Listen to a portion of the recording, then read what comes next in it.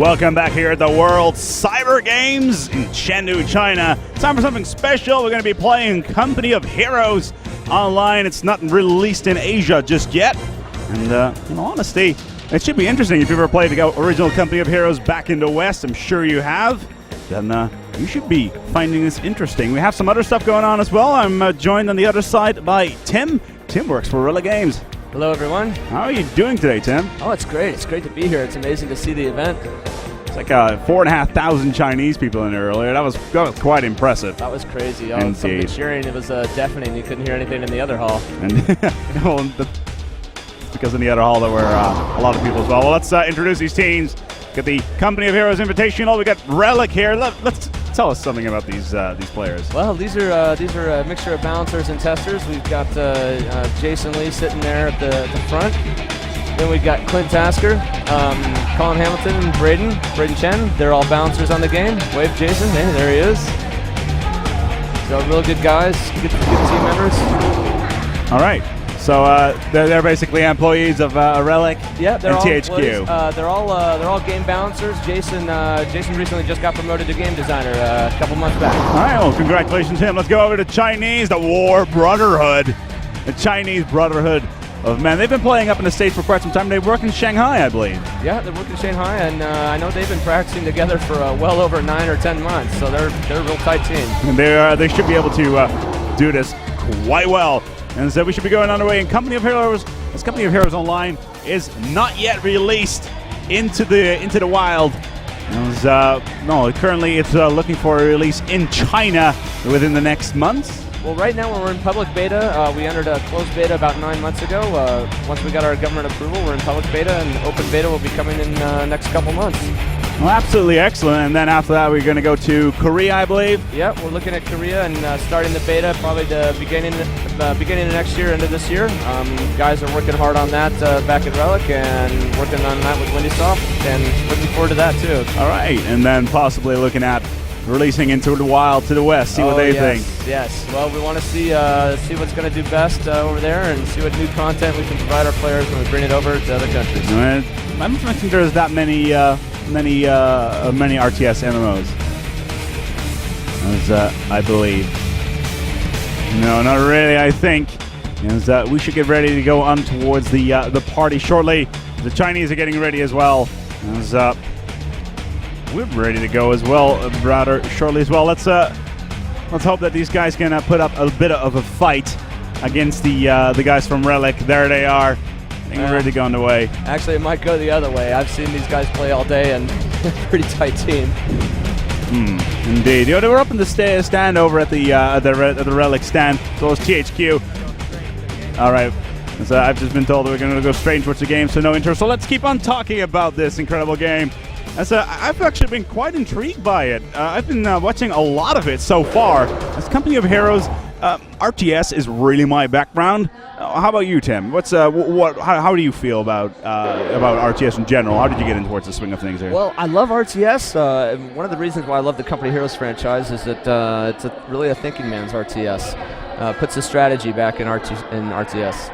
And it's really about unit management and territory control rather than just sending off units to die one at a time. So you like massive armies. Oh yes, absolutely. Oh, yeah. Well, I'm a fan of this series, fan of the Total War series, and I love the latest one. It was great. Oh, absolutely. Total War. What was it? Was it Medieval 3 or was it Empire? No, it was Empire. Empire. I have it actually. The sea battles. It's good. It's good. Yeah. I didn't enjoy the sea battles all that much. I liked the mortars. They were quite nice. Yeah. And so we're getting underway here. We have the War Brotherhood and RELIC. RELIC are from Canada, just like myself. Oh, that was good fun. As they were on their way. Well, tell me something about this map. Okay, well, this map here is a strong city map. Lots of buildings to garrison. One of the great things about the buildings, they offer a wonderful defensive ability for the infantry. However, this map, there's also a lot of choke points. So in the early game, the infantry will have to path around in quite different areas. But then once the heavy units start rolling in, they can start crashing through the hedges, crashing through the gates. And that's one of the great things about Company Heroes is the map can change throughout the game due to the inclusion of heavy units. So it's dynamic war, it's dynamic gameplay. I was talking to the Canadian players earlier on. They were saying, you know what, the Chinese guys have been playing together for a lot, and they've got some interesting tactics. Amongst things, they like to use the bikes. So it looks like they're going to try to counter that with some of their own mobile units of themselves. And so they whipped out the willies, so it seems. Yeah, well, bikes and jeeps are very good early game units that provide excellent mobility and an excellent counter for snipers.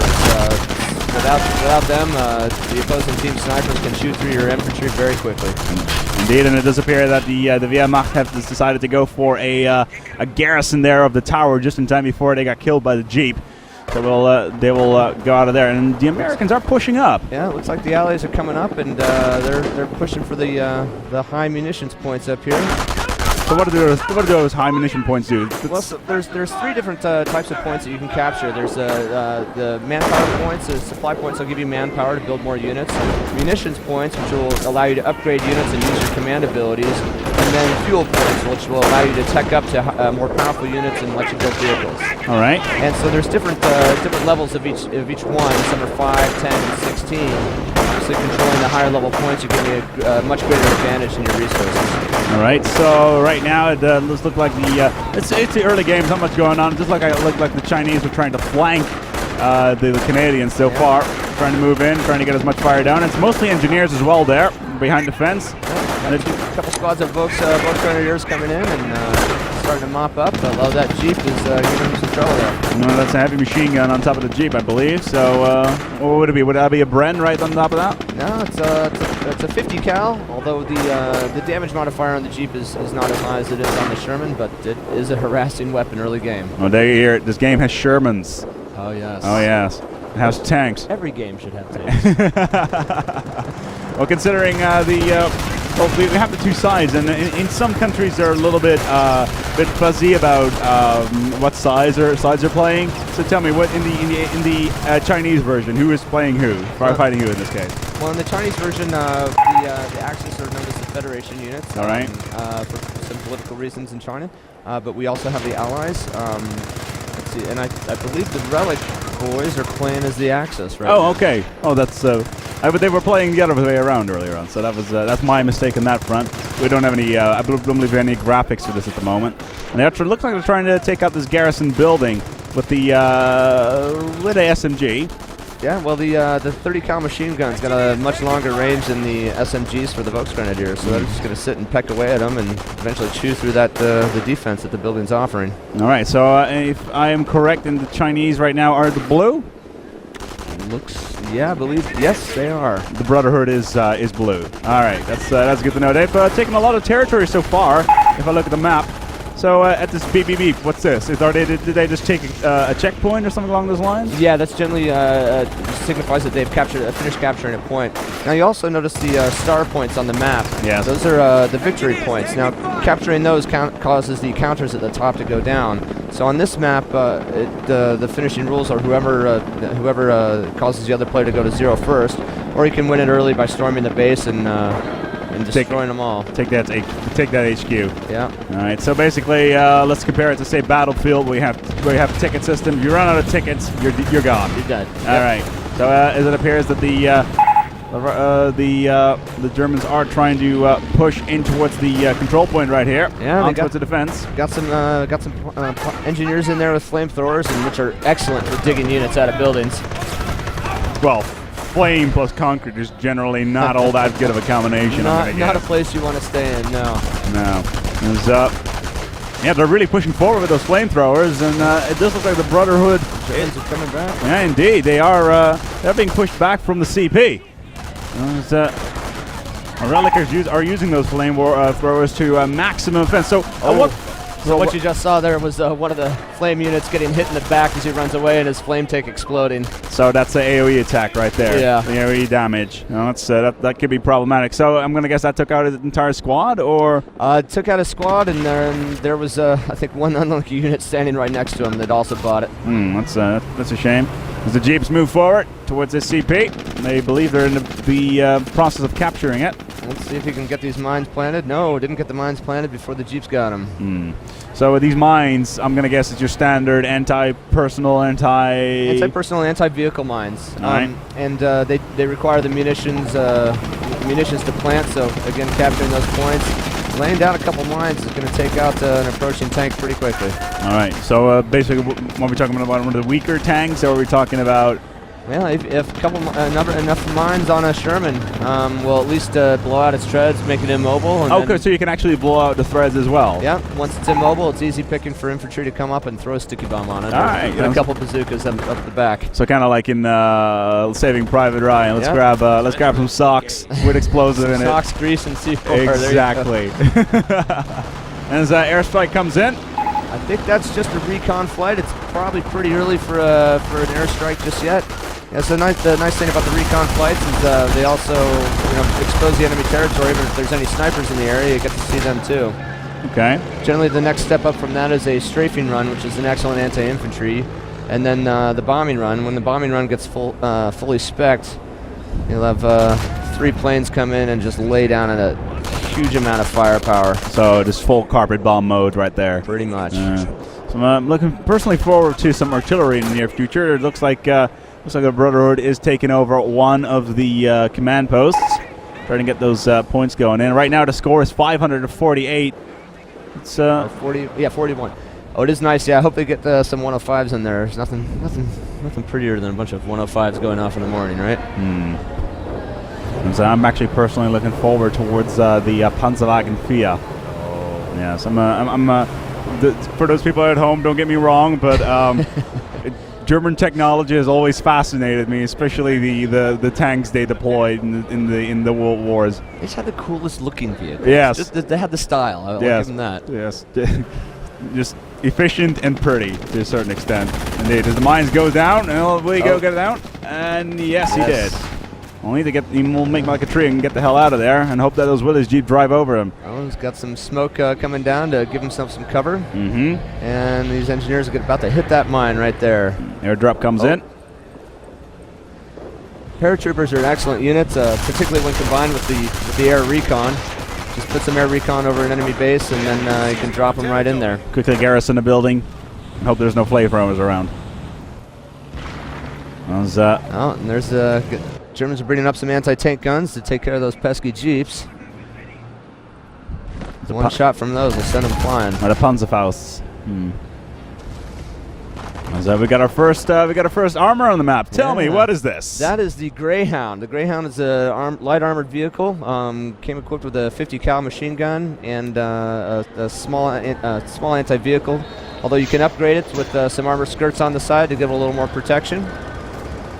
You upgrade it per unit, or do you just get an upgrade in general? Yeah, per unit. All right. And then here we have the half-track? The half-track, and I believe he's updating it, yes, with the quad 50s. And that means it goes a lot faster, or? No, that means you get 4 50 caliber machine guns on the back. 4 of them? Yes. Oh, that's rather ridiculous. So basically you have a driving... A driving Gatling gun of doom.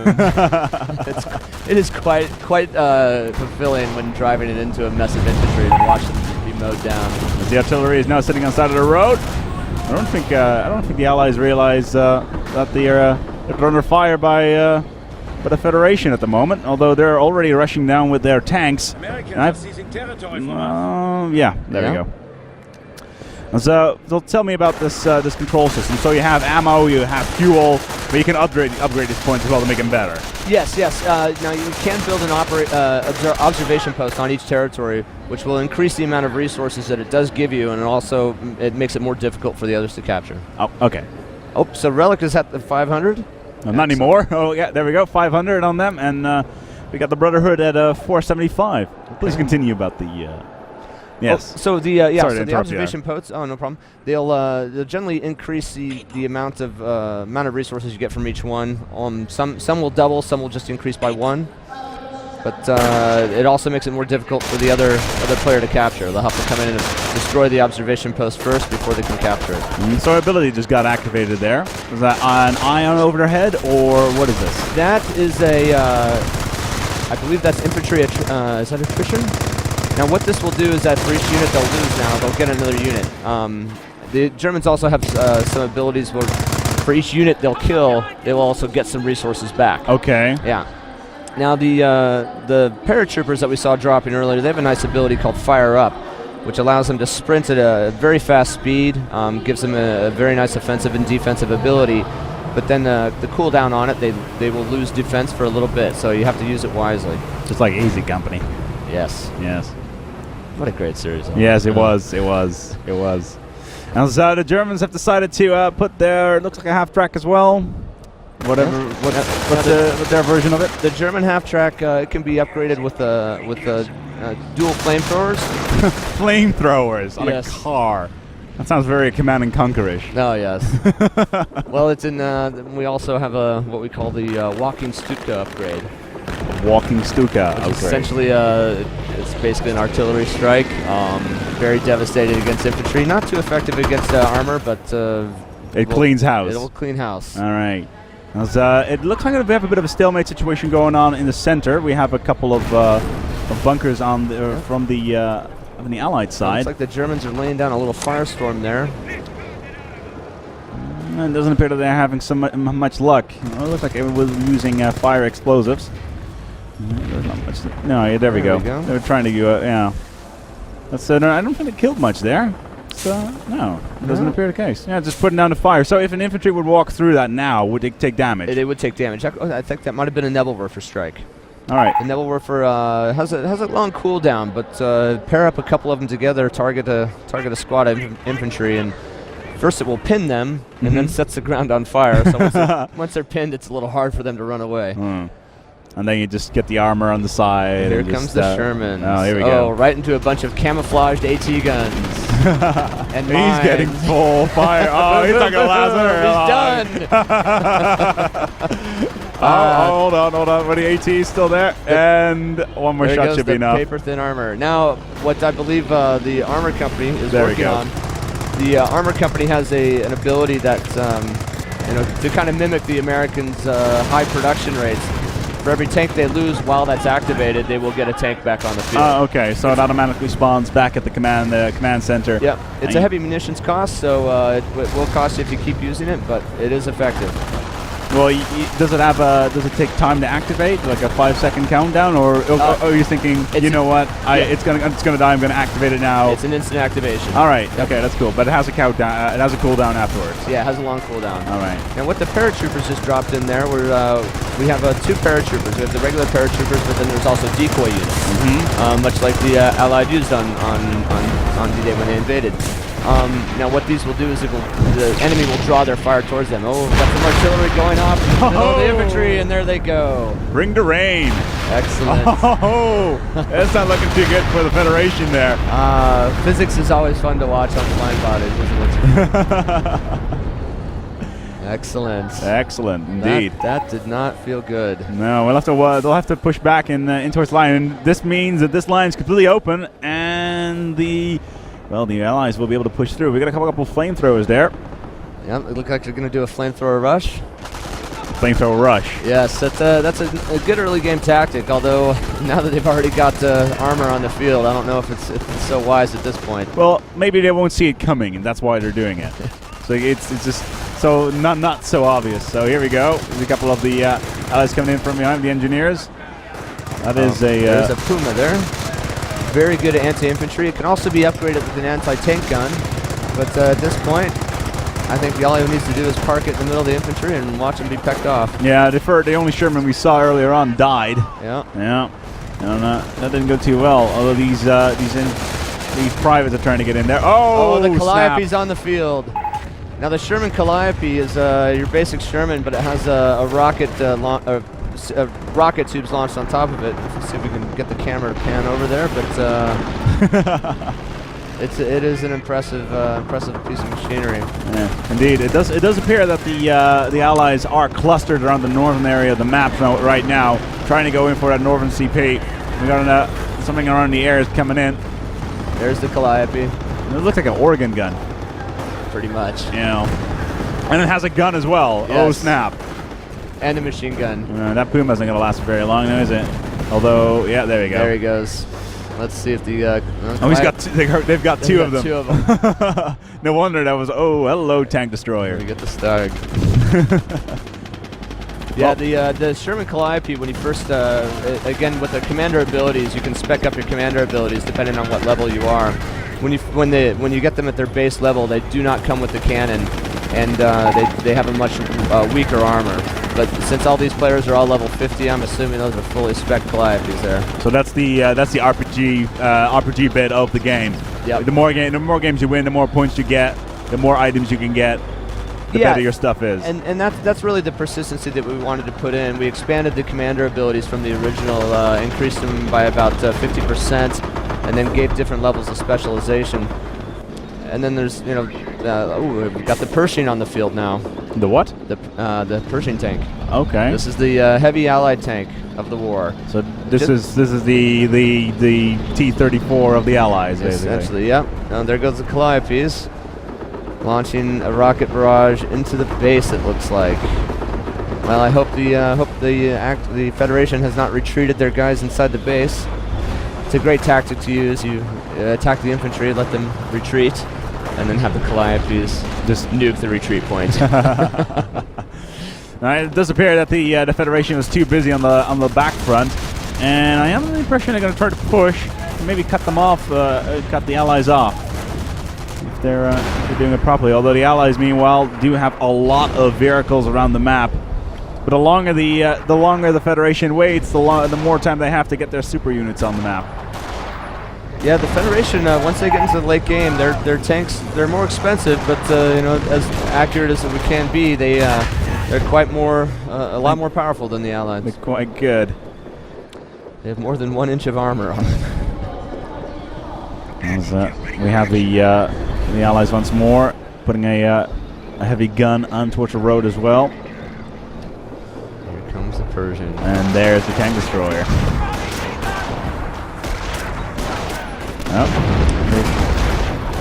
The Allies are actually pushing them back. I heard the players talking earlier today is that they had some real trouble with these Chinese guys and trying to beat them. Well, I think the Relic guys were a little too used to just playing amongst themselves, and generally, when we play, there's the Calliope again. Yeah, there he is.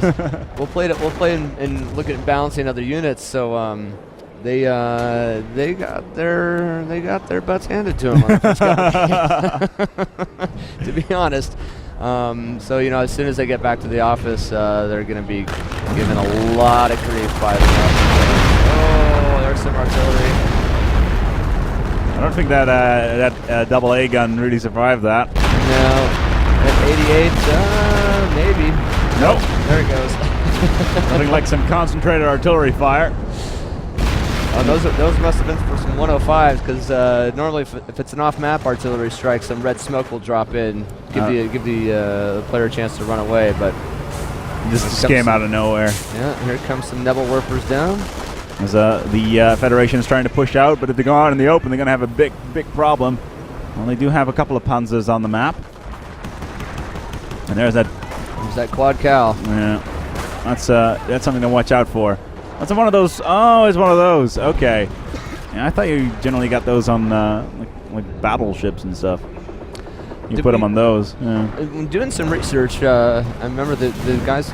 There were a couple troops that had just modified their own carriers to do those. It wasn't common, but because we can. Yes. Well, I think one of the things a lot of the Allies found in the field is that the equipment they got back home wasn't really the equipment they needed, so they do a lot of field modifications. Not just like the British once they got the Sherman. What kind of cannon is this? It's a little pea shooter. Yes, but it still killed Panzers where it was. It's like we'll put a big 76 millimeter on it and call it a Firefly. Well, they did have about 15 million several modifications for that particular tank. Yep. It's a modular tank for the win. Yes, the Lego tank. As the Federation is falling back once again. They did try to go for one of the fuel depots down the middle, and they still have control of it at the moment. Whether you can hold on to it is another thing. They have the flamethrowers on the map. Well, those Rangers coming up with their bazookas, they're going to make some trouble for that tank. No, he's already falling back. Get him first. Oh, he's already gone. That's a shame. But those barrels that are here as well, do they blow up? You know, I don't know if. You know, if a game has barrels, Of course. they have to blow up. But only if they're red. Is that so? Is Generally, that the reasoning behind it? Yeah. I just play Doom and all barrels blow up and All that. barrels. So, yeah. I'm just remembering from Half-Life. It's only the red ones. You know, because Barrels blow up. That's what Yeah. they do. that's what they're supposed to do. Yeah, indeed. Oh, here comes some off armor. Oh, we've got the first Panther on the field right up there. There it is. Just pounding in, but it's going in for the decoys, so that's not going to do much. As more fire comes in, that's just wasted fire right there. But apparently, I was told by the dev team, if you drop the decoys, your guns jam up. Yep. Okay, that's an interesting concept. I think once they're fully spec'd, yeah, the guns will jam up and the enemy will concentrate on firing those. So they're great. You know, drop a couple decoys in, rush some infantry behind them, and while the enemy's concentrated on the decoys, turn them into Swiss cheese. So speed has gone up a little bit. I'm going to guess this is the airdrop. Oh wait, nope. What's this? We're going a little bit slower. Apparently, Oh, I think they turned the observer mode on a little faster there. we were behind. I think behind a little bit. We're speeding up now as well. The Germans have their Panther on the map. Yeah, they got the Panther and then the Flak Panzer. That's normally an anti-aircraft tank, but the Germans would turn that barrel down, and that would be it. Well, there's nothing to shoot at, then you might as well. Yeah. Still effective. And that's a bunker, I'm going to guess, you saw there? No, that I think that was one of the Krieg's barracks. Although one of the abilities that the Federation has, and there's the 105 right there. Oh yeah. But the Federation can have machine gun nests placed on top of all the buildings that they build. Now it is an army item that you do have to spend, but it does take up a valuable slot. But it can be very good early on in the game if someone tries an infantry rush. Those 105s are just going to tear a few craters in the ground and make sure nobody gets near that control point. Oh yes. And back up again, and time for a reload for the 105. Oh, They got a second one. He's got 3 105s. Bring the rain. Oh yes. With just about enough recharge time that you can have one strike about every 15 seconds. Oh, that's epic. And the map is changing towards a pock cratered moonscape by now. And that's what you told me about the what's this? 400 says on the screen. So it looks like the Axis have 400. 400 points remaining. Allies have 400 points remaining. Yep. Well, the way they've been pushing up so far, it does look like they've been moving in towards the field. Oh, look at that. that's just epic right there. The maps do change quite a bit in the big epic battles. It's a lot of fun. The Allies have decided to move in the heavy stuff. There they are. Better move it up quick. Well, so I'm assuming that a V1 is probably going to drop inside their base here pretty soon. Buzz bombs. Oh yes. Do you have V2s in this one as well? No, just the V1. Oh, that's a shame. Yeah. I like V2s. Well, no, okay. I mean, as in the father of rocketry kind of thing. Not as in, hey, indeed. let's throw. Let's throw explosives at civilians. Yes, no, that's not what I'm getting at. I'm sure the English people in the back room are very happy about me saying that. Yeah. And the Federation has decided to pull up an armor thing. Is that? Oh. Sorry, I was looking at his munitions count. He's got about 1,500 munitions there. I don't know why they're saving it. What can you do with that much?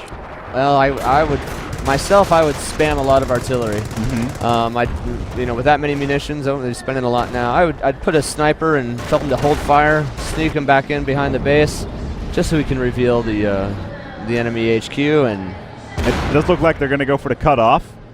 Well, and that Stug has his main cannon destroyed, so he's just sitting duck. There he goes. So basically everything on your tank can be destroyed. It's completely modular. Yes. The engine can be destroyed. The treads can be destroyed. The cannon can be destroyed. You can lose your gunner, your machine gunner. And infantry will drop weapons that the enemy can pick up. Okay, so if you say you are the Federation, you drop your M44s the Allies definitely want to pick those up. Yeah, I mean, it's the Federation. I don't believe the MP-44s drop, but it really hurts once you've invested a lot of munitions into upgrading your Grenadiers with Panzerschrecks, march them in, and then lose all the Panzerschrecks, only to see the riflemen pick them up. Yeah, that's a bit of a shame. And this tank is not feeling it against that bunker in the distance. It does have the upgrade for the gunner.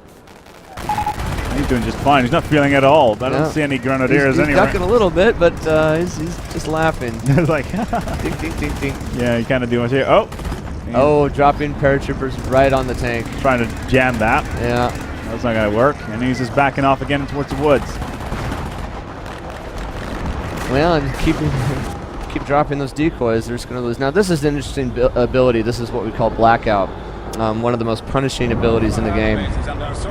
Very good to use as a team. What it does is it basically removes or puts back the fog of war, rotates the mini-map, and will also give you false audio feedback. So it's really it's a deceptive power. Yes. Well, the only time I've heard something that will actually give you deceptive feedback was Eternal Darkness on the GameCube that did that. Now that game would really mess with your mind. Yep. Is that kind of the thing? I played that forever. No. I loved that game. You know what I'm talking about, I know what you're talking about, yeah. Okay. If you don't know what it is at home, I'm not going to spoil it for you. I'm suggesting go check that game out because it's quite awesome. Back to Company of Heroes, though. As Nicalio keeps on going with the rockets. This beautiful town is gone. It's been destroyed. Yes.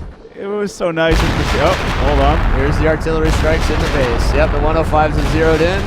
So every player gets a base. Yep, every player gets a base. Every player starts with an HQ, and it just depends on what buildings you want to tech up.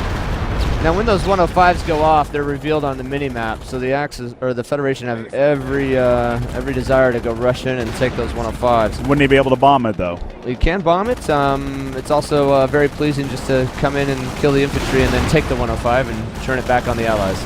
As this load of infantry have decided to take on 2 tanks, and they're rushing in for the base.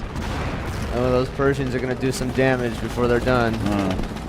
That is going to hurt. Hopefully he's got some AT guns up in there, but it doesn't seem to be the case. I mean, I don't think they have any Panzerfaust either. That's going to hurt. So if you take out the HQ, you lose your game? No.